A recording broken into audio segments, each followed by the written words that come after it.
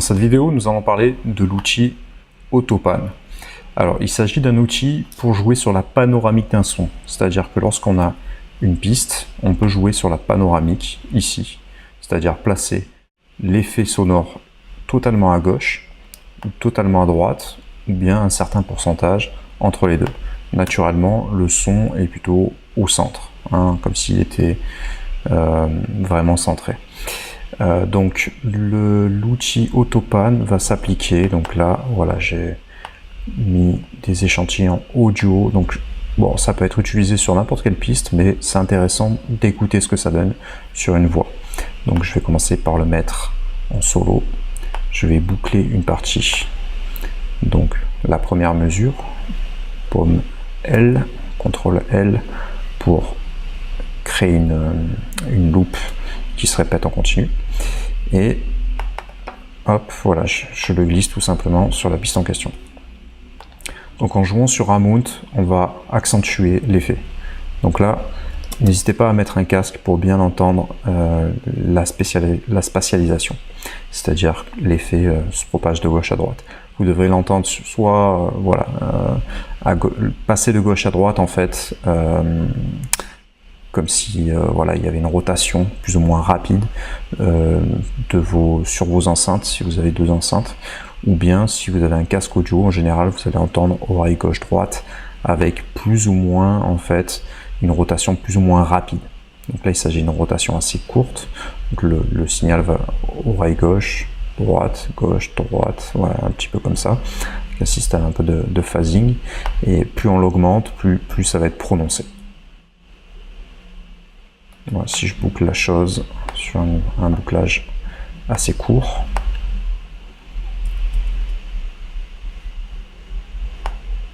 je le réduis.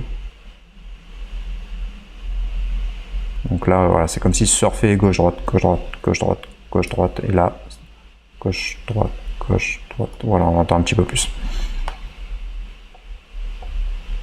Donc là, on peut jouer sur la rotation, c'est-à-dire la fréquence sur laquelle ça va s'entendre. Donc là, voilà, on va l'entendre vraiment uniquement sur les aigus, uniquement sur les graves. Hop, naturellement, c'est plutôt placé sur 1 kg. Vous pouvez jouer sur le décalage, sur le phasing. À vous de voir ce que ça donne. Shape, vous pouvez arrondir vraiment les angles pour les rendre un peu plus carrés. Le shaping peut s'appliquer sur différentes formes d'ondes.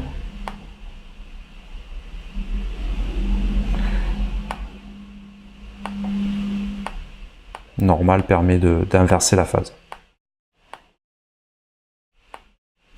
Ici, on peut jouer sur la note ou bien sur la fréquence. Si on joue sur la note, voilà, ça respecte la signature rythmique, donc un quart, on est sur les noirs. Croche, double croche, etc. Et là, sur les blanches, les rondes, etc.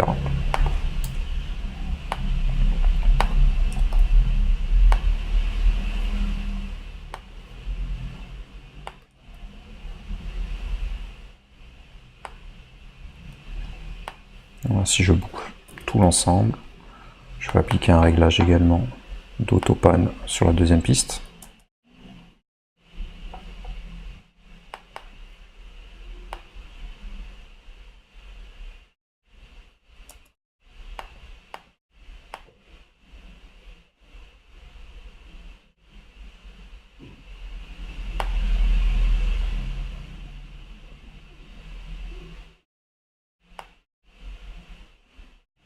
Voilà, vous voyez que là, plus on réduit, plus on a quelque chose de dynamique. Là, on a quand même quelque chose de très prononcé, voilà, avec un vrai effet qui part de gauche à droite.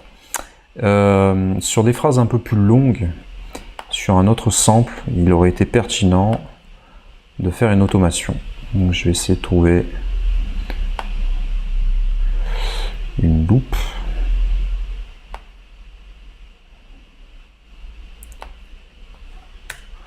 Je vais effacer tout ça. Je vais retourner sur mon autopan que je vais glisser. Et donc, je vais faire une automation, clic droit, afficher automation. Et par exemple, je vais faire plus ou moins d'effets. Voilà, avec un effet qui va augmenter crescendo, par exemple. Je vais vous mettre tout ça en boucle.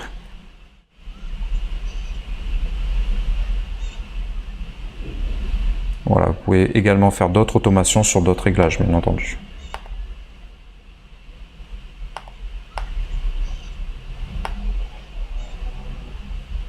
Voilà, vous voyez que l'application s'applique. Ici, vous avez les réglages pour voir les différentes automations.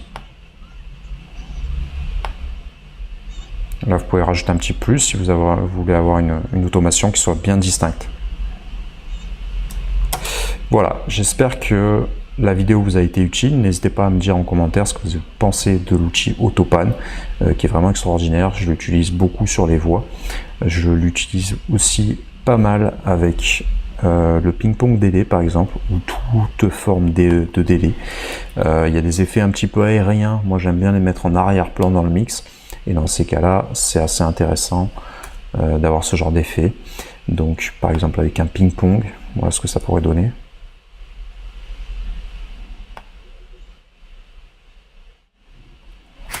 Voilà, donc ça permet de jouer sur une spatialisation à l'arrière-fond, par exemple.